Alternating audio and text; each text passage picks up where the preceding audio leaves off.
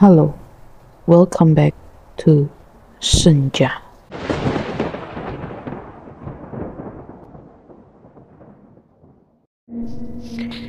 Di video kali ini kita akan mendengarkan sebuah cerita tentang teror bis berhantu di kota Seribu Purnama.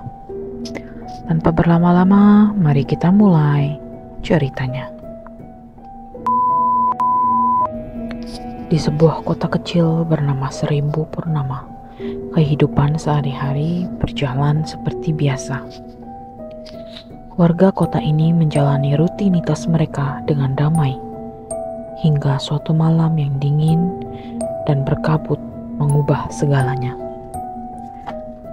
Malam itu, bis tua bernama bis Seribu Purnama muncul untuk pertama kalinya setelah bertahun-tahun menghilang dari jalanan kota.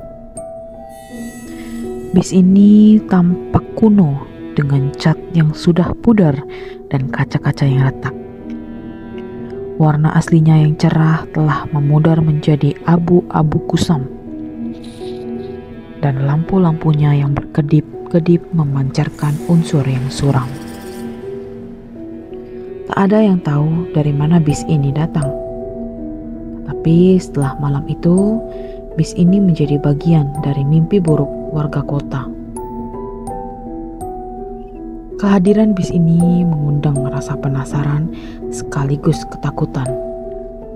Warga yang penasaran segera melaporkan keberadaan bis tersebut kepada pihak berwenang. Namun, ketika polisi dan petugas kendaraan datang untuk memeriksanya, bis itu sudah menghilang tanpa jejak.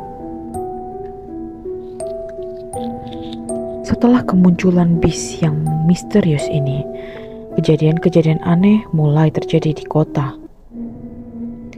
Warga mulai melaporkan bahwa mereka mendengar suara langkah kaki di malam hari, atau merasakan dingin yang tiba-tiba menyerang saat mereka berada di luar rumah. Ada pula laporan tentang penampakan sosok berbayang yang melintasi jalanan pada tengah malam. Salah satu kejadian paling menakutkan adalah ketika Sarah, seorang jurnalis lokal, melihat bis tersebut berhenti di depan rumahnya. Sarah memutuskan untuk memeriksanya lebih dekat. Ia menemukan catatan tua di dalam bis yang berisi daftar nama-nama orang yang telah hilang. Beberapa nama di daftar tersebut adalah orang-orang yang hilang dari kota beberapa tahun yang lalu, dan tidak ada yang tahu apa yang terjadi kepada mereka. Sarah pun memutuskan untuk menulis artikel tentang bis berhantu tersebut. Namun, saat ia mulai menulis, ia mulai merasa seperti ada yang mengawasi setiap gerak-geriknya. Teleponnya sering berdering tanpa alasan, dan setiap kali ia melihat keluar jendela, ia melihat sosok gelap berdiri di seberang jalan. Artikel Sarah segera menarik perhatian banyak orang, dan semakin banyak warga kota menjadi khawatir. Penasaran dengan fenomena tersebut, Sarah memutuskan untuk menggali lebih dalam tentang sejarah bis tersebut. Ia menemukan arsip lama di perpustakaan kota yang menceritakan kisah tragis dari bis Seribu Purnama. Bis ini ternyata dulu adalah milik seorang pengusaha bernama Agung Suryo yang memiliki armada bis di kota Seribu Purnama. Agung dikenal sebagai orang yang ambisius dan tidak segan-segan menggunakan cara-cara gelap untuk mencapai tujuannya. Dalam usaha meningkatkan keuntungan, Agung memutuskan untuk menambah armadanya dengan membeli beberapa bis bekas dari luar kota.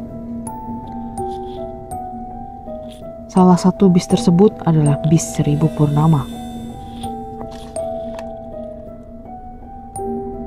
Ternyata bis tersebut memiliki sebuah kisah kelam Sebelum menjadi bagian dari armada agung, bis ini pernah terlibat dalam kecelakaan tragis yang menewaskan seluruh penumpangnya.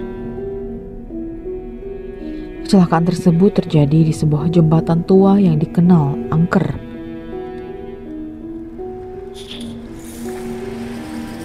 Konon jiwa-jiwa korban kecelakaan itu tidak pernah tenang dan sering muncul kembali di sekitar lokasi kecelakaan. Agung yang tidak percaya pada hal-hal gaib mengabaikan semua cerita tersebut. Namun beberapa tahun kemudian, armada bisnya mengalami masalah yang aneh. Beberapa bis mendadak mogok di jalan dan beberapa sopir melaporkan melihat sosok hantu di sekitar mereka saat sedang mengemudikan bis. Akhirnya pada malam yang penuh bulan purnama, tragedi-tragedi yang sangat mengejutkan, bis 1000 Purnama mengalami kecelakaan di tengah kota, menewaskan beberapa penumpang. Agung yang merasa tertekan oleh situasi ini memutuskan untuk menyingkirkan bis tersebut dan tidak pernah membicarakannya lagi.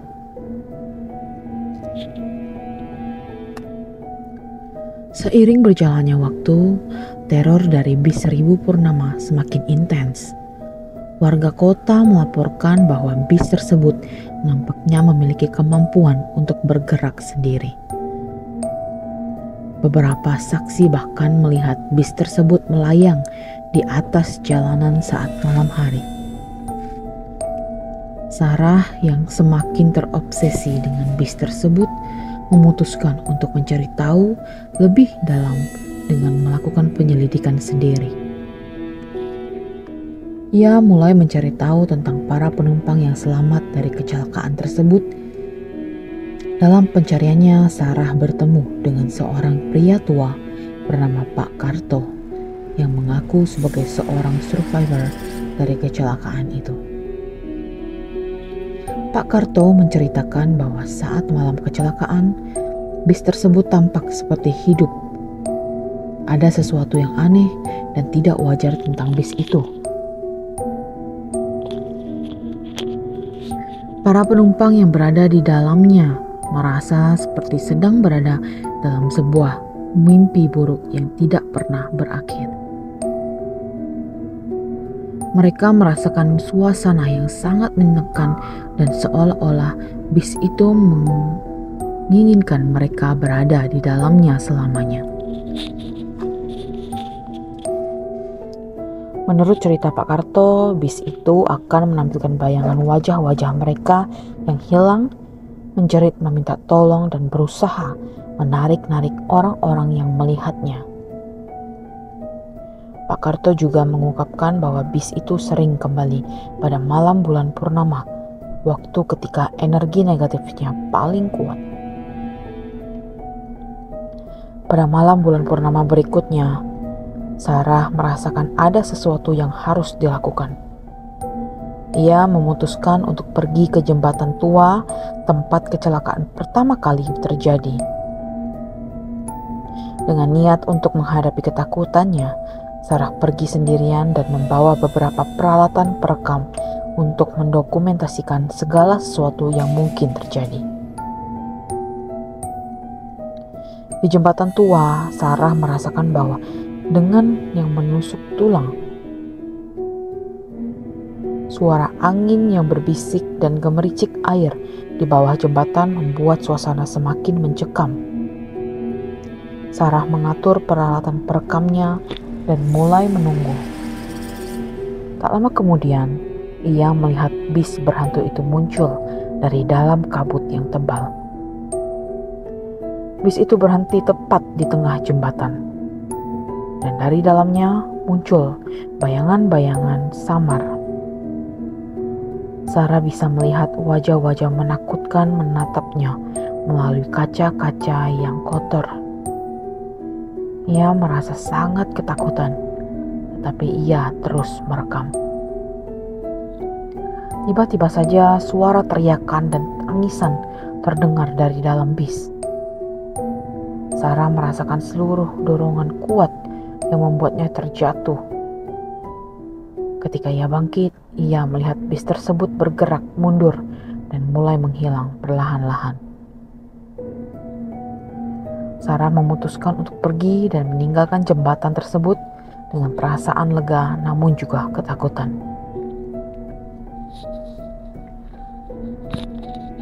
Keesokan harinya, Sarah mengungkapkan temuan-temuannya kepada pihak berwenang.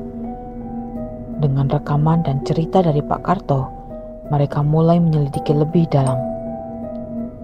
Mereka menemukan bahwa bis tersebut ternyata merupakan media untuk jiwa-jiwa yang terperangkap dan terkutuk. Energi dari kecelakaan tragis itu mengikat jiwa-jiwa penumpang dengan bis, membuat mereka tidak bisa tenang.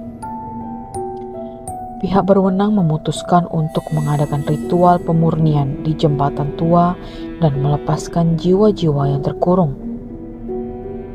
Dengan bantuan beberapa ahli spiritual, mereka berhasil membersihkan energi negatif dari jembatan dan menghancurkan bis tersebut. Setelah ritual tersebut, kota Seribu Purnama kembali tenang. Bis Seribu Purnama tidak pernah muncul lagi, dan teror yang ditimbulkannya menjadi bagian dari cerita sejarah kota Sarah. Menulis buku tentang pengalamannya dan cerita tentang bis berhantu ini menjadi legenda urban yang selalu diingat oleh warga. Bagi banyak orang di Seribu Purnama, kisah bis Seribu Purnama adalah pengingat akan kegelapan yang tersembunyi di balik penampilan luar yang biasa. Meskipun bis tersebut telah menghilang, ingatan tentang teror yang ditimbulkannya tetap hidup. Warga kota yang lebih tua sering memperingatkan generasi muda untuk tidak pergi ke jembatan tua pada malam bulan purnama. Dan kisah bis berhantu ini terus menjadi bagian dari mitos lokal yang menakutkan namun menarik perhatian. Kota Seribu Purnama kini melanjutkan hidupnya dengan lebih hati-hati. Tetapi setiap malam bulan purnama, ada yang masih merasa merinding saat melihat bayangan bis tua yang hilang di bawah sinar bulan. Jika kalian memiliki cerita-cerita horor yang ingin kalian bagikan kepada teman-teman sekalian, silahkan kirimkan cerita kalian ke email yang terdapat di dalam kolom deskripsi. Terima kasih telah menonton. Jangan lupa like, share, subscribe, and comment untuk cerita misteri lainnya. See you in the next video.